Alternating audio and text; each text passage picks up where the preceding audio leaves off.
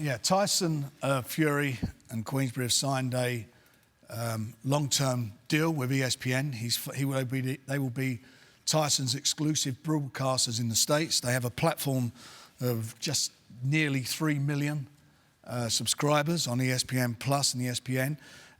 This is going to be something special for Tyson. It gives him a chance to become the guy that you want to fight now. We've not got to go like he had to go to Germany to fight Klitschko, like he had to go to fight Wilder on Showtime. That no longer happens. We have the biggest platform for him to be on, and that means he is in a tremendous position as far as a boxer's concerned, and it's a fabulous deal for him. It puts you in a stronger position and in a position of long-term strength. Well, it does. I mean, but, you know, ESPN and BT combined with what we're doing with both these, you know, with both the broadcasters, we're in a, you know, these guys are in a great position, and Tyson's in a fantastic position. He will get all what he wants, which is to be the guy, you know, he's the lineal champion. He's the blue corner. He's not the red corner. That's what he's going to be. He's the blue corner now.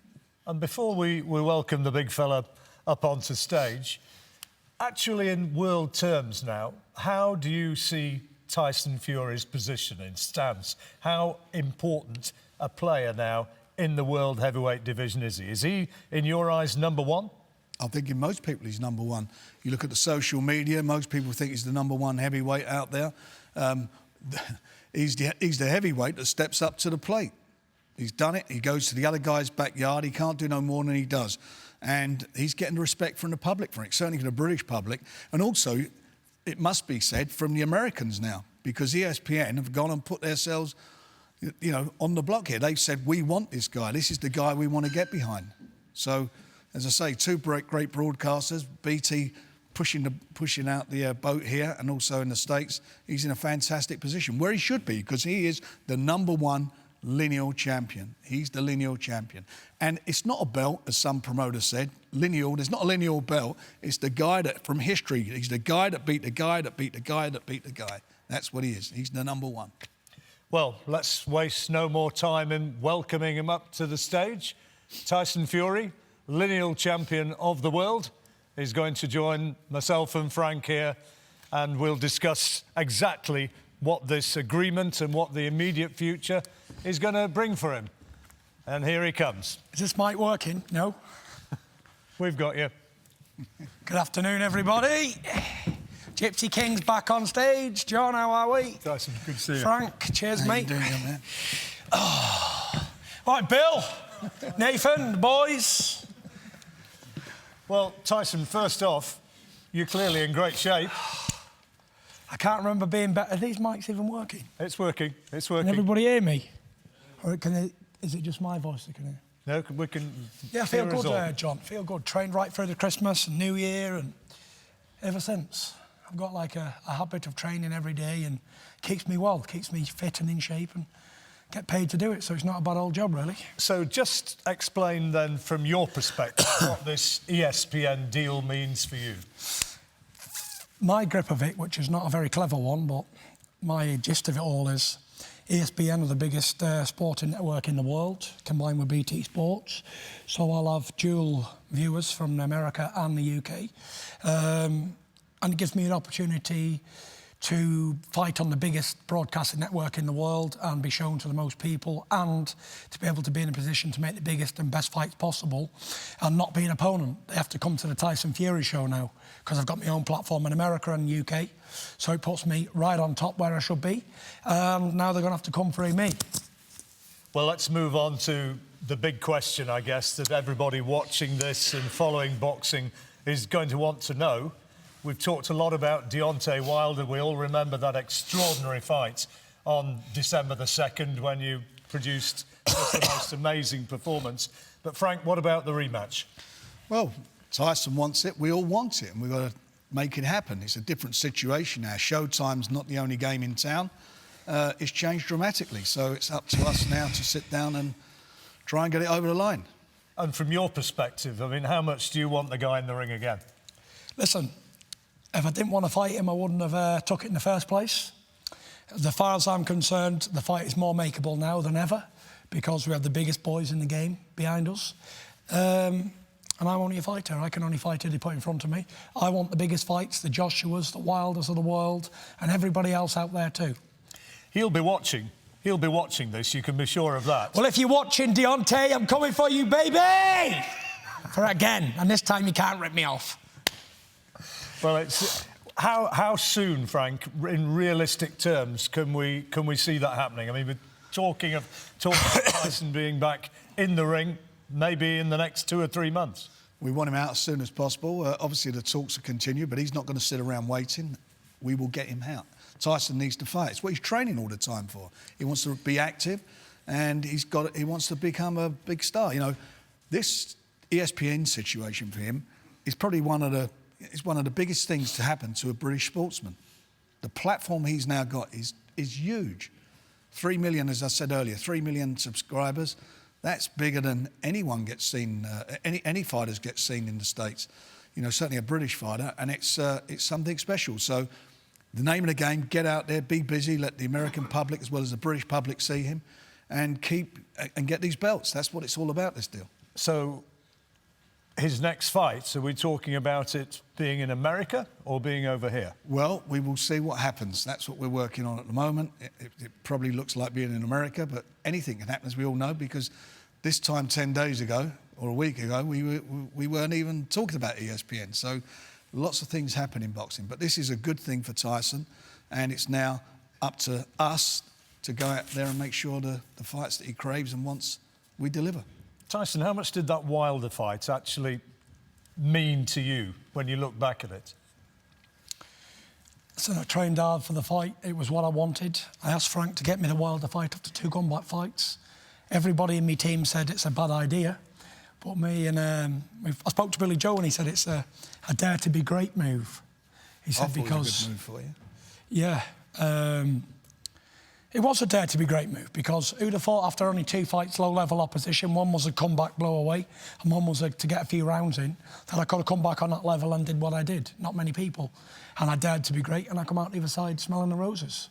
And... Chuck me my 10% Tyson. Yeah, 100%. What did it mean to me? Well, it doesn't mean nothing to me at the minute because it's in the past and we can't change what's happened and all that. And it is what it is. I look forward to the future. Tell us from your perspective, though, what the public reaction has been like. Because, I mean, from my point, sort of sitting one step removed, if you like, you seem to have become this amazing folk hero and people are with you now. I get a lot of support. The support I've had over the last few months has been great. Thank you to everybody who supported me. It's been a fantastic journey, to say the least. Like, 2 years ago, I was down and out. I was overweight. We've all heard the story a million times. 28 stone, addicted to drugs and alcohol, depressed, anxiety, all these things, Frank. And then to come back to look at me today, looking like an Adonis, like, it's a Cinderella story, isn't it? Cinderella. It's mate. what dreams are made out of. And I'm living this dream. And I'm here today to tell a massive story. And I'm on tour at the minute and I'm promoting mental health at the minute, massively. And more than boxing, Frank, I know you don't want to hear this. I do. But more than boxing, it means more to me than any boxing match and any contest or any belt I can ever win. I've already won every belt there is to win in boxing anyway. I beat all the do-gooders and all the so-called top men. To me, it's about spreading the word on mental health and helping people around the world, the millions and millions of people who suffer in silence with problems and can't come out. If I can come out 7 foot nearly and 20 stone and a big heavyweight champion of the world, then anybody can get help. So it's an amazing story and it needs to be told more. How proud are you to have got where you are now from where you were? Because, I mean, anybody can see looking at you now, you look like an athlete. Well, I've never looked like an athlete, John, and I don't suppose if I took my shirt off now I'd look like one. I'm just a fat, bald-headed fella who does what he does and he's good at something, naturally gifted, I suppose. I'm very proud of what I've achieved because when I started boxing as a young boy, the odds of becoming a world champion is astronomical. I've won every belt along the way, like I've just said. It's been an amazing journey. I've had my ups and downs, but, you know, along with the sunshine, there has to be a little rain sometimes. That was a great song. As the song went. Yeah. And, you know, I have had a lot of sunshine, but I've had a lot of rain too, and I suppose it builds character. It does, it really does, you know. I'm sat here today, a man who's had glory, fame, and lots of pain too. So I'm an experienced campaigner in the division. not only can I talk about boxing and know what I'm talking about, I can talk about all the other things because I'm experienced and I've been there and wore the T-shirt. So it's great. It's a new chapter for me. I'm in my second career anyway. This is my third career now with ESPN as well. So I've had a million careers, a million lives, and I'm just so thankful for everyone who keeps giving me the opportunities. And all I've got to do is just keep winning and keep doing what I do best, training and keeping out of trouble and staying on the straight and narrow. And I think I'll be all right. Well, let's talk about the two big names, about Deontay and, of course, about AJ, about Anthony Joshua, who's got his own fight coming up in June. But Deontay, first of all, having had that fight in December the 2nd in Los Angeles, how much now do you actually burn for the chance to get in there and complete, really, what you started but didn't actually finish? To be honest, I'm happy with whatever happens in my life, whatever cards I'm dealt, I'm happy with. Whatever's happened before, I'm happy with everything because I'm healthy and well sat here. You know, on the same night Adonis Stevenson got a bit of brain damage or whatever, and I hope he gets well soon and all that. But we're in a very dangerous sport. And not only more than winning, and like I said, more than any fights, to go home healthy to my family is a massive thing. I've got 5 kids and a wife, and if I got brain damaged, it'd be the end of everything. There would be no continuing. So it's a very dangerous world we live in. I'm just very thankful to be sat here healthy and well-minded and fit as a fiddle and healthy as a trout. You know, Deontay Wilder, great guy, top fella, good fighting man, but to me, he's still a big useless dosser. And they had to rob me in America to get a decision. Well, they never got a decision. They got a draw. They've basically messed me record up by giving me a big old blue tick on me record. It is what it is. I can't complain. I'm healthy and well, and I'm out of trouble, which is the most important things you can be in life. Frank, where does Anthony Joshua sit in all of this? Because everybody who follows boxing, as well as wanting Deontay Wilder against Tyson, are wanting Anthony Joshua against Tyson. We did try to make the fight, and it's very simple. It was a 50-50 fight, but they didn't want it. They wanted to keep all the money. And to be quite honest, I don't think they even wanted the fight because no one approached us to make the fight at all. So he's now going to the States. He's fighting his name, Big Baby Miller. He's fighting him out there, and that'll be his debut in America on the Zone. So they'll get on with their business. Do we want to make the fight? Would we like to see the fight? Of course we'd like to see the fight. But you know what? We're on a bigger platform with more subscribers. You know, ESPN in the States is a massive, massive channel. It's the biggest sports channel out there. It's got, as I just said, it's got the most subscribers. So Tyson's got the shop window. And I think they're going to have to come to us to make this fight now. The game has changed dramatically as far as that's concerned. What a difference a year makes. What a difference a few months make. It's different a few weeks can make. Yeah, and I've got to be honest, and it's only happening for one reason and one reason only, because of Tyson, from where he's come from to where he's got himself to. I mean, you know, this didn't happen because of me or anyone else. It's because of himself. He committed himself to getting back into the ring. He committed himself to getting himself well, being a dad again and a husband and so forth again, and he's gone out and done it. And that is an achievement in itself. The rest of it will just fall into place now. December the 2nd, he completely changed the landscape, didn't he?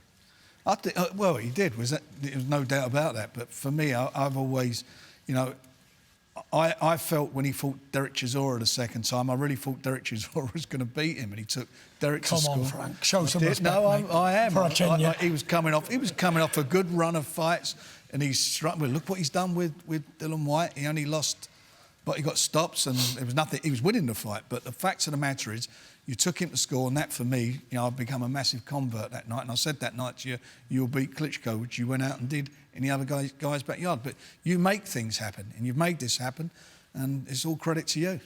Tyson, if you could look at your remaining years, however many they may be in boxing, how much do you actually want to be able to get away from it one day and say, yeah, I fought everybody and I beat everybody, in which case you would have to fight Anthony Joshua? Listen, boxing is boxing. I suppose you can only fight who's available. And most of the time, all these big fights happen. Sometimes they never happen. And am I going to cry about it when I'm an old man, a multi-millionaire, sat down in my chair with every belt in boxing and, you know, such a bad life? Am I going to cry about a fight that never happened?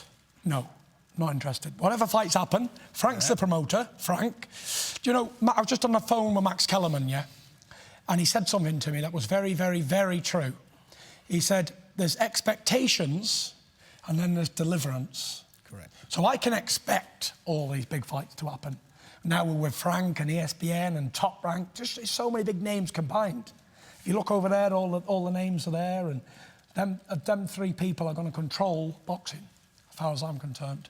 So my expectation is colossal. But the deliverance, I'll tell you this time next year. And if we're all shite, I'll let you all know. But I'm sure it's going to be a fantastic journey. And like we say, it's all about deliverance, isn't it, Frank? It is. Frank said I'm going to have 3 fights this year. Hopefully I will. I had 3 fights last year in 6 months. So we've got 12 months now, Frank. Well, 10 now, because we're at the end of February, to do 3 fights. And I'll be looking forward to keeping busy, very busy. That's the name of the game. That's what we're here for. And that's it. Well, last word from you then, Frank, about Tyson and what's coming up. When can we expect to see him back in the ring? I spoke to Bob Arum last night. We're trying to sort the date out. I'd like to get it. Well, he wants to fight latest in May. I want to fight next week. I know you do. You look like you could fight next week. I'm ready. We're ready to fight. We're going to work on that, and hopefully within the next week we'll have the date nailed down. But there's a lot of negotiations got to go on. It's not just about when it's, and also getting certain fights made. So there's a lot to do, a lot of work to do. Because no one knew about this until today. This was a secret within the industry. I'm sure it's a big shock for Deontay Wilder this morning and his team that this has happened. So we've got a lot of telephone calls and meetings before we can move forward. Tyson, we all wish you all the best. I hope Thank you very much. 2019 is going to be a big success for you. Listen, the most important thing for me would be in 2019 to be sat here and the end of 2019 and telling you all the same thing. If I'm healthy and well and out of trouble, I've had a very successful year. So I'll see you all at the end of 19 and we'll see where we got to. All the best. Thank you very much. Well done.